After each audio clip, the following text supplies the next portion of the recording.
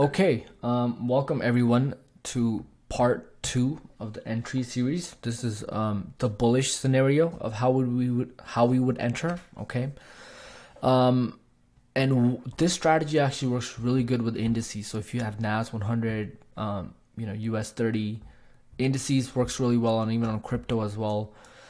So we're just gonna dive right into it. NAS 100 bullish scenario of how to enter. We took a look at the bearish scenarios of how to enter on supply. Now we're looking at how to enter on demand. Okay, as you can see on the 4-hour time frame, look how clear structure looks here.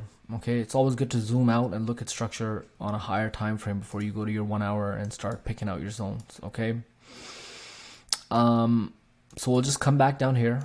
Our first real break of structure is here. Big impulse to the upside. Of course, I would have drawn a zone here, 100%, waited for it to come back here. But as you can see, we have one bearish candle in between, and if we dive down to the 15-minute time frame, we're going to be able to find some more. And because it is a pause in middle of a big strong push, we also draw this zone. And if we just plow right through it, we don't end up taking the trade. We wait for the trade to come down here. But because in this scenario, it was kind of bouncing around this area, and I'm going to talk about this candle over here in the next video, you would just take the trade here. Okay, you would have been able to take the trade. Let's just dive to the 15-minute. Let's just go here. Right. Okay. So on the 15-minute, the first trade that we would have taken, probably gotten stopped out at break even, would have been here.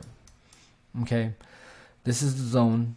Candle comes, rejects, breaks not only the first 15-minute candle, but the rest of the 15-minute candles. Personally, I would wait here probably till these two candles have been broken. Okay, and you would have entered for much higher risk to reward, but at a 1 to almost 2, you would have even gotten that. But aiming for higher on indices, you would have gotten stopped out. That's okay, because on indices, remember, it's going to try to stop you out at break even and then go in your direction. So you have to be careful, either let it run or enter again. Okay, enter again. Second entry would have been possibly here as we broke above these 15-minute candles, or we could have taken it here, and obviously we're not going to go break even just yet. The safer one would have been, okay, if we pulled back, now this big momentum candle breaks right there. Okay, stop losses right there. And with indices, you can go crazy, but we would have aimed for a 1 to 3 somewhere up in here. And if you wanted to leave a runner, you could have left this thing running for who knows how much, like unrealistic gains. Okay, very crazy. You can make a lot of money with this. So now let's just look at why we drew this zone on the 1 hour. Right here, we drew this zone because we have a break of structure right here. We broke this, and this zone pushes up. It's enough to create a demand area. Okay, price comes back down, and this is the area that we would have taken this trade. All of these zones I've drawn here are because we've broken some kind of structure, so no need to come back to the 15-minute time frame to look at them over and over again. I believe we were on this one here. Okay, right. Okay, so this is what gave us the information that this is actually a zone. This little area here, and I drew this from the 1 hour. Sometimes it's better, you can get a better feel sometimes on the 1 hour time frame. I'm pretty sure the reason I drew it on like the way it is here is because there was probably some kind of wicks to the left that I saw. So you would let price come back down. Okay, here you can see it pushed all the way down. This is a rejection candle, also a 3-pin formation, which I'm going to talk later in phase 4. You could have entered this trade really just here. Okay, just the break of this last 15-minute candle before this one, or even this one here. Let's say worst case scenario, you entered there. You're not going to go break even right away, so a 1 to 3 would have been done easily, no problem. So what I'm trying to get at, so I make it very clear in this video, is once we have our bias, once we have our zones, once we're looking for an entry, we're looking for something like this, a rejection candle, push into the zone, a rejection candle. The next candle we want it to break the top of the last candle that was printed. If we're not sure and we want to, you know, be a little bit more careful, let the next 15-minute candle print and let the next candle break that 15-minute candle. Okay, that's typically enough confirmation that we should be okay in the trade. Okay, we should be all right. We shouldn't have too much trouble. Again, the zone was drawn out from the 1 hour, so I apologize, you know, if you don't know why I drew the zone, but it was drawn out from the way it was drawn out from the 1 hour. Yeah, this was the push that broke all the structure to the left. This is something you guys should be doing anyways. When you come to your chart, look at the 1 hour first, see where the structure was broken, then go to the 15-minute to refine your zones, okay?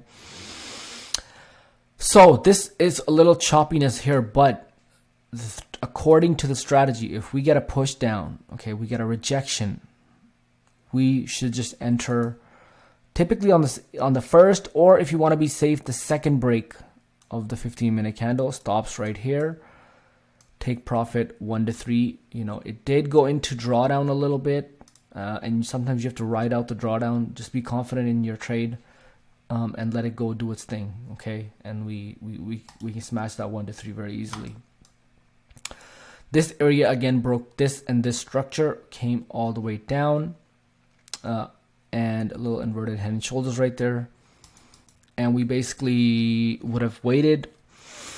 There wasn't much of a rejection here, but I mean, you know, if you wanted a really good risk to reward, you could have just gone in on the break of this 15-minute candle. Sometimes I like to just, you know, if there's a little bit of a resistance being created here, you know, always, we're still keeping support and resistance in mind. Don't forget, don't just throw support and resistance out the door. You know, always still keep those things in the back of your head. If you see something like this, you know, there's a little bit of resistance created here. You're not too sure if you should enter. It's looking a little rough. Okay, let this pullback happen and let this thing get blasted, fully blasted. Okay, out the door. We're in here. Boom. We're still getting our 1 to 3. You know, even with the safe confirmations, you could have gotten some crazy risk to rewards if you tighten everything up. But you know, that's something you're gonna get comfortable with later. Again, break of structure from this demand area. You know, we came back. You would have entered here. You would have, if you didn't go break even, you would have gotten the trade. But if you did go break even, you would have gotten stopped out, and you could have entered again off this rejection candle. Broke that, and you know, 1 to 3s should be no problem, especially on indices. Like 1 to 3s, like, I mean, if you leave a runner sometimes on these, like, look at that, 1 to 10 in one trade. Very doable, very doable. Yeah, this is crazy. Look at this. It's just crazy. So this video was the bullish scenarios of price action entries. Okay, we're drawing the zones out. We're drawing the zones out from, you know, the hourly. We're going to the 15-minute to refine some of them. If needed be, if you need to, you know, right here, you don't really need to. There's a small bearish candle. You draw it just like that. It's done with. You don't need to think too much about it. Okay. As long as you're paying attention to, you know, we pushed up, had one small bearish candle, and then another push up. This is the leg that broke structure all the way here. We're obviously keeping these zones still there in case price is going to break through and come back. We can enter off of those and get a bigger risk to reward. But if it's in a strong uptrend, downtrend, you know, impulse break, you can enter right here. Impulse break, you can enter right here. Ride the trend up, ride the trend down. And this way, you know, we're not getting caught up like retail traders drawing, you know, support here. I mean, of course you could have gotten a trade on this one here, but the way that we're doing it is a little bit better. You know, we're not drawing the usual on the bottom support and resistance. Yes, they do work very well on indices, but with Forex, you're going to find support and resistance gets blasted through all the time. Supply and demand is usually much better, okay? Especially if you have your areas drawn out correctly. And even if you don't, we have a great entry criteria. We have a great entry method, okay? With the zones drawn out correctly, plus using the entry methods that I'm providing here, I don't see why, you know, you shouldn't be you shouldn't really be profitable. How you know, there's some other things that you're gonna have to learn to do, like be patient, hold your trades, you know, trading at the right time. You know, don't trade right before the market rolls over, things like that. You know, you're gonna have to find your own edge in the market. That's just on your personality. But once you start getting the hang of the zones, the candles breaking, and really becoming confident in yourself and the trades that you're taking, you should have no problem smashing smashing this out the door, right? Shouldn't be an issue. So we're gonna end this video right here. I hope you guys understood the entry criteria. You know, I really hope you guys understood the entry criteria. It's pretty simple. As long as we have the correct zones, you know, we wait for price to push into our zone. We look for 1 15-minute, 2 15-minute, sometimes 3 15-minute candles, just to get that extra confirmation that price is pulling back into our side. We wait for those candles to break, and then we enter. Okay. In phase 4, I'm gonna show certain scenarios to look out for, to be careful for when price is actually breaking the candles and we can enter. Always be aware of certain scenarios that could go the other way, and always remember to go break even at a 1-to-1. Okay, when you're at a 1-to-1 risk to reward, just go break even. Okay, typically price will just move away fast enough and won't come back up there. So I hope you guys enjoyed that video. We're gonna hop on to the next video, which is gonna be called scaling in for more profits. This is a really important video, especially if you're looking to pass the challenges, FTMO, you know, any funding challenge. This video is going to be really important because we need to know how to capitalize on some of these big moves that we're taking part of, right? If I'm already in for a 1% risk, can I find another safe entry with a 0.5% risk? So where I was supposed to end up with 3%, I'm going to now end up with 4.5%, maybe 5% in one day. And that's how if you guys watch my YouTube video where, you know, I passed the FTMO challenge in one day, that's how I did it. Okay, that's how I did it. I went to because I had a point to prove, so I went to my charts. I drew up all my supply and demand zones for all my pairs, and I set all the alerts, and I just sat there waiting. As soon as one of them got hit, you know, the candles got broken, I was in with 1% risk. And when I found a trade that was actually moving my way, you know, one of the trades I found was like USD Japan.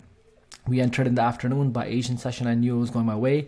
I used my scaling method, which I'm going to show you in the next video, to just smash on entries, you know, 2 lot, but that's, you know, I was going a little crazy with that. You can just put 0.5 if you find a good, and you're going to be able, because then you're going to be able to find supply and demand of the 5-minute chart. Okay, when the trade is going your way in the 5-minute chart, you know, there's ways to do that. So we're going to jump into that in the next video.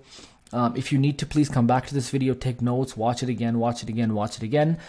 Go to an indice chart, NAS 100 typically, draw these out on the hourly, go and back test them, then go to a Forex pair, go back test it, typically Forex pairs that have been moving up. All I can say is back test. At the end of the course, we're going to do some live back testing as well, so you know how to back test it. And then then you can go into forward testing. So anyways, come back to the video, watch it again if you need to.